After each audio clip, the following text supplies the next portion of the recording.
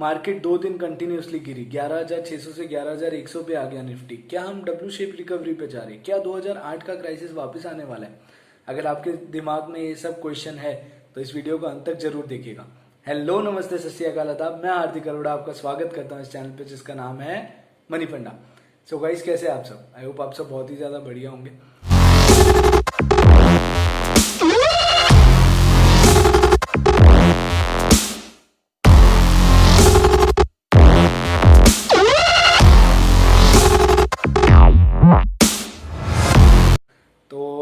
सबसे पहली चीज जो मैं आपको बताना चाहूंगा कि मार्केट 2 दिन क्यों गिरी।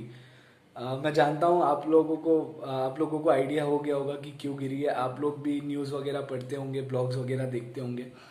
तो मार्केट के गिरने का मेन कारण था बैंक्स का डिफॉल्ट करना। एक्चुअल में इस चीज को बहुत ज्यादा हाइप करके दिखाया जा रहा है, ऐसा मुझे लगता है। बैंक्स ने अभी तक कोई भी डिफॉल्ट किया नहीं है। बस एक रिपोर्ट आई है जिसके अंदर ऐसा बोला गया है कि बैंक्स डिफॉल्ट किए हैं, पर अभी तक बैंक्स की तरफ से कोई भी क्लैरिफिकेशन आया नहीं है। बस एक रिपोर्ट पब्लिश हुई है जिसके अंदर जो है बैंक्स का डिफॉल्ट की बात हुई है। हाँ, अगर बैंक्स इसके बारे में क्लैरिफिकेशन देते हैं और सचमुच में ये प्रूव हो जाता है कि हाँ बैंक्स ने डिफॉल्ट किया है, तो ये बहुत ही ज्यादा डेंजरस सिचुएशन हो सकती है। मैं आपको एक चीज बता दूं कि 2008 का भी क्राइसिस इसी वजह से आया था। 2008 में भी यही चीज हुई थी जो आज हुई है, जो आज रिपोर्ट में आई है। अब अगर आपको नहीं पता हो कि बैंक्स के ऊपर क्या एलिगेशंस लग रहे हैं और क्या रिपोर्ट आ रही है, तो बैंक्स 2008 में भी और अभी भी बैंक्स ने ऐसे लोगों को लोन दे दिया है जिनकी कैपेसिटी ही नहीं थी रीपे करने की। ठीक है, मतलब समझो, अगर कोई बैंक लोन देता है तो वो सामने गारंटी लेता है, या उसकी पासबुक चेक करता है, या उसकी फाइनेंशियल स्टेटमेंट चेक करता है, या स्टेटस चेक करता है, और उसके बाद देता है कि अगर किसी इंसान का जो है कैपेसिटी है वो 1 करोड़ रुपए पे करने की है, तो वो उसको 80 लाख या 75 लाख तक का लोन देता है। पर इस बार बैंक ने क्या किया कि जिसकी कैपेसिटी 50 लाख की भी नहीं थी पे करने की, उसको भी 1-1 डेढ़ करोड़ के लोन दे दिए। ऐसे बैंक्स के ऊपर जो है वो एलिगेशन लग रहे हैं। अब ये चीज सच है कि नहीं है उसके बारे में नहीं पता, पर हाँ रिपोर्ट में ये चीज आई है। ठीक है, तो अगर ऐसा होगा तो बहुत बड़ा क्राइसिस आ सकता है 2008 की तरह। अब मैं आपको बताना चाहूंगा कि कौन कौन से बैंक्स इसके अंदर जो है वो इन्वॉल्व है। तो इसके अंदर सबसे बड़े बड़े बैंक्स, यूएस का सबसे बड़ा bank JP Morgan, Deutsche bank Germany का बैंक सबसे बड़ा, standard chartered bank, HSBC bank, ये सब बैंक जो है इसके अंदर इन्वॉल्व है। अब आप सोच रहे होंगे कि बैंक ऐसा क्यों कर रहे हैं, वो ऐसे क्यों देंगे किसी को भी? तो उसके पीछे एक बहुत ही सिंपल सा कारण है, पर वो चीज कोई समझ नहीं पा रहा है। उसके पीछे जो है वो इनडायरेक्ट हाथ, मेरे को ऐसा लगता है वो फेड का है। यूएस जैसे इंडिया में आरबीआई है, वैसे यूएस में फेड है। अब आपको पता होगा कि जब मार्केट नीचे गिरी थी तब फेड ने हाल ही में स्टिमुलस पैकेज देना बंद कर दिया था और बोला था कि देंगे हम फ्यूचर में देंगे, पर उसके साथ उन्होंने एक और चीज रखी थी ताकि मार्केट स्टेबल रहे। उसके अंदर उन्होंने क्या रखा था कि इंटरेस्ट रेट 0 कर दिया था। मतलब अगर कोई बंदा बैंक में पैसे रखता है तो उसको इंटरेस्ट रेट बिल्कुल भी नहीं मिलेगा, और साथ ही साथ उसको इन्फ्लेशन का घाटा अलग होगा, मतलब उसके पैसे डेप्रिशिएट होंगे। तो लोग बैंक के पास पैसे नहीं रखेंगे और स्टॉक मार्केट में डालेंगे, ऐसा फेड का पॉइंट ऑफ व्यू था। पर क्योंकि उसका ये पॉइंट ऑफ व्यू सही था और लोगों ने स्टॉक मार्केट में भी डाला, तो बैंक्स के पास पैसे बचे ही नहीं। ठीक है, बैंक्स के पास डिपॉजिट आ ही नहीं देते, और बैंक्स कैसे चलेंगे? बैंक्स की इतनी बड़ी बिल्डिंगें हैं, उनका इलेक्ट्रिसिटी बिल आता है, जॉब पे रखे हैं, उनको सैलरी देना है, और भी बहुत सारे एक्सपेंसेस है, वो सब बैंक्स के कैसे चलेंगे? तो उनको आगे लोन देना पड़ेगा, उनके पास जितना भी पैसा होगा, और उनको जितने भी लोग आएंगे उन सबको देना पड़ेगा ताकि वो कुछ ना कुछ कमा सके। अब उनके पास पैसा तो आ नहीं रहा, पर उनको पैसा कमाना है, तो उनके पास जितने भी रिजर्व्स थे या उनके पास जो भी अलग पैसे पड़े हुए थे वो उन्होंने लोगों को देना था। अब लोगों को देना था तो लोग लेने के लिए रेडी नहीं थे, क्योंकि लोग जो है वो स्टॉक मार्केट में पैसा डालना चाहते थे। ठीक है, तो आगे लोन लेने को तैयार नहीं थे। अब बैंकों ने क्या किया कि अपना रेवेन्यू बढ़ाने के लिए लोगों को बिना उनके गारंटी के पैसे देने शुरू कर दिए। ऐसा एक रिपोर्ट में आया है, अब मुझे नहीं पता कि ऐसा सच में हुआ है कि नहीं हुआ। बैंक्स जब तक इस चीज को क्लैरिफाई नहीं करेंगे, जब तक वो आगे से आके कुछ बताएंगे नहीं, तब तक पता नहीं चलेगा। तो तब तक, क्योंकि मार्केट एक फॉरवर्ड लुकिंग होता है, मार्केट हमेशा फॉरवर्ड लुकिंग होता है। अगर आज आप खरीद रहे हैं तो आप ये सोच के हमेशा खरीदते हैं कि इन फ्यूचर इसका प्राइस बढ़ेगा। आप ये नहीं सोचते कि मैं आज खरीद रहा हूं तो आज ही बढ़ जाएगा, आप हमेशा फॉरवर्ड लुकिंग होकर सोचते हैं। तो मार्केट हमेशा फॉरवर्ड लुकिंग होता है। ऐसा बैंक्स के ऊपर एलिगेशन लगाया जा रहा है, ऐसा बैंक्स के ऊपर एक रिपोर्ट आई है, तो लोग फॉरवर्ड लुकिंग होके ये समझ रहे हैं कि आगे जाके घोटाला हो सकता है। तो उसका जो है बैंक्स के ऊपर जो है ये क्लेम हो सकता है और बैंक्स का ये प्रूव हो सकता है, इसीलिए अभी मार्केट गिर रही है और आगे भी हो सकता है थोड़ी सी मार्केट गिरे। और तो और एक चीज मैं आपको बताना चाहूंगा कि मार्केट को गिरने या चढ़ने के लिए बहाना हमेशा मिल ही जाता है, पर फंडामेंटल्स हमेशा कांस्टेंट ही रहते हैं। ये सब तो न्यूज है, आएंगे जाएंगे, हर बार नई न्यूज आएगी, कोई मार्केट को चढ़ा देगी, कोई गिरा देगी, पर एक चीज जो हमेशा कांस्टेंट रहने वाली है वो है fundamentals. Fundamental always remains constant. अब आप सोचेंगे कि अचानक से न्यूज से ये फंडामेंटल्स पे कैसे आ गया, तो मैं आप लोगों के सामने कुछ फैक्ट्स रखूंगा। वो फैक्ट्स आप लोगों को हो सकता है पता है, हो सकता है नहीं पता है, नहीं पता है तो आप जान लीजिए, पता है तो भी आप जान लीजिए। अब वो फैक्ट्स कैसे है कि पिछले जब से ये स्टॉक मार्केट आई है तब से हिस्ट्री है कि मार्केट ने कभी भी 30 का पीई नहीं तोड़ा है। 30 का पीई तोड़ना मार्केट के लिए बहुत ज्यादा मुश्किल है, और 9 का लोअर साइड में कभी नहीं तोड़ा है। अब पीई का मतलब आपको आई गेस आपको पता होगा, फिर भी मैं आपको शॉर्ट में बता देता हूँ। पीई का मतलब होता है price is to earning ratio, मतलब प्राइस इज टू अर्निंग, मतलब प्राइस आप कितना प्राइस दे रहे हो उसके सामने आप कितनी अर्निंग ले रहे हैं, उसको बोलते हैं पीई रेशियो। मतलब कंपनी के शेयर का प्राइस, जैसे निफ्टी का इंडेक्स प्राइस है अभी हाल फिलहाल में 11,150 के अराउंड, और उसकी अर्निंग है फॉर एग्जांपल 320 या 350 के अराउंड है। तो अगर आप पीई निकाले तो ये मेरे पास कैलकुलेटर है, मैं अभी निकालता हूँ। 11,150 डिवाइड बाय 320 की पीई अगर हम लोग समझते हैं तो 320 नहीं है, 350 है। 11,150 डिवाइड बाय 350 तो ऑलमोस्ट 32 का पीई आता है। 32 का पीई मतलब आप 32 रुपए लगाएंगे ना तो आपको जाके 1 रुपए कमाने को मिलेगा। तो आप सोच सकते हैं कि आपके पास कितना कम चांसेस है कमाने का। और यही अगर पीई नीचे होगा तो आप जितना पैसा डालेंगे उससे ज्यादा आप कमा पाएंगे। ठीक है, इसका सीधा साधा रीजन ये है।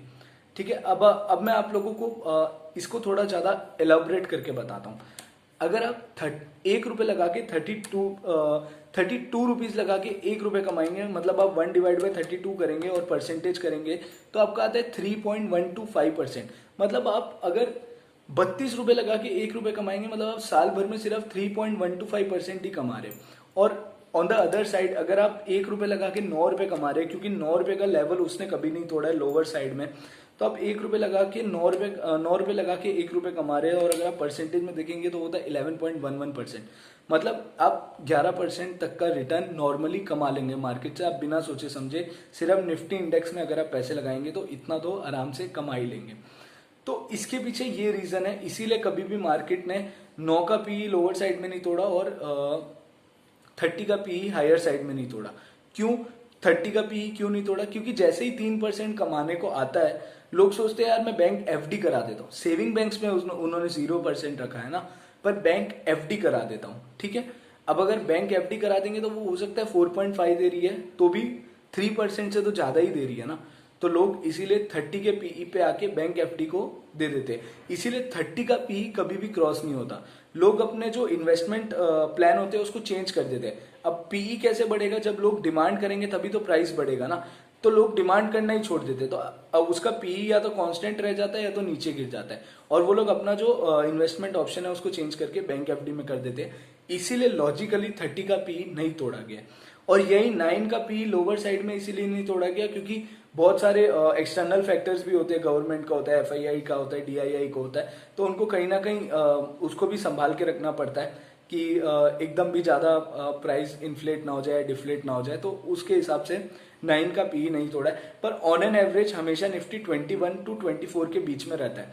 तो मेरे को ऐसा लग रहा है चाहे ये न्यूज कंटिन्यू करे, चाहे ये न्यूज कंटिन्यू ना करे, चाहे फ्यूचर में कुछ हो चाहे फ्यूचर में कुछ ना हो, तो भी निफ्टी को नीचे तो आना ही है। आज नहीं तो कल निफ्टी के प्राइस को या तो नीचे आना है या तो कंपनीज के अर्निंग्स को बढ़ना ही है। अगर निफ्टी के प्राइस को नीचे आना है तो 350 के पीई के हिसाब से अगर 24 पे आता है तो निफ्टी को 8,400 के अराउंड आना ही है। और अगर 8,350 के हिसाब से 27 की पीई पे आता है जिसकी पॉसिबिलिटी बहुत ज़्यादा है तो निफ्टी को 9,500 के अराउंड आना ही है। मतलब मेरे कहने का मतलब इन शॉर्ट बहुत ही सिंपल है कि मार्केट को नीचे तो गिरना ही है। अभी गिरेगी या 3 महीने बाद गिरेगी या 6 महीने बाद गिरेगी, अगर नीचे नहीं गिरती तो अर्निंग्स को ऊपर आना ही है, ठीक है। मतलब पीई को चाहे कुछ भी हो जाए उसको 24 या 27 पे इन शॉर्ट टर्म आना ही है। और 27 पे आने के चांसेस बहुत ज्यादा है, मतलब 9,500 पे आने के चांसेस बहुत ज्यादा है अगर अर्निंग्स कांस्टेंट रहती है तो। और अगर अर्निंग्स बढ़ जाती है तो उसका पी ऑटोमेटिकली कम हो जाएगा। अगर 11,100 पे भी रहता है तो अगर समझो कि 11,100 ही प्राइस है और अर्निंग्स उसकी 350 से लेकर 450 हो जाती है, 500 हो जाती है, तो ऑटोमेटिकली उसका पीई नीचे आ जाएगा। तो मार्केट को पीई को मेंटेन करना है, फिर चाहे न्यूज चाहे कुछ भी हो, ये बैंक की न्यूज हो, फाइनेंशियल क्राइसिस की न्यूज हो, चाहे कोई भी फलाना ढिमकाना न्यूज आ जाए, आप हमेशा पीई पे ध्यान दीजिए। पीई कभी भी चेंज नहीं होने वाला, पीई का फंडामेंटल कभी भी जाने नहीं वाला। अगर पीई 30 पे आता है तो आपको हमेशा सेल करना है, अपना पोर्टफोलियो खाली करना है। अगर पीई 21 के अराउंड आता है तो हमेशा बाय करना है। 21, 24, 27 किसी भी पीई पे आए, अगर 30 से गिर के अभी 27 पे आता है तो आप थोड़ा सा बाय कीजिए।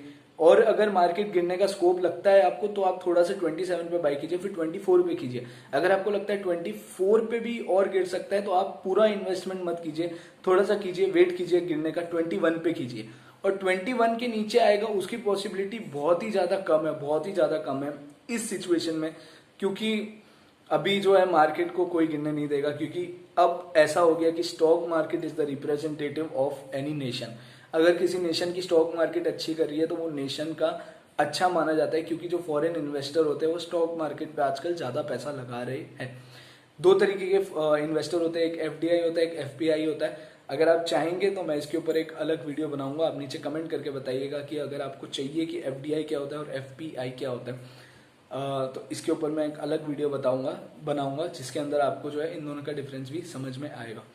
इसीलिए आप वेट कीजिए, मार्केट को नीचे गिरना है, मैं बोल रहा हूँ ना, नीचे गिरना है, आज नहीं तो 6 महीने बाद गिरना है।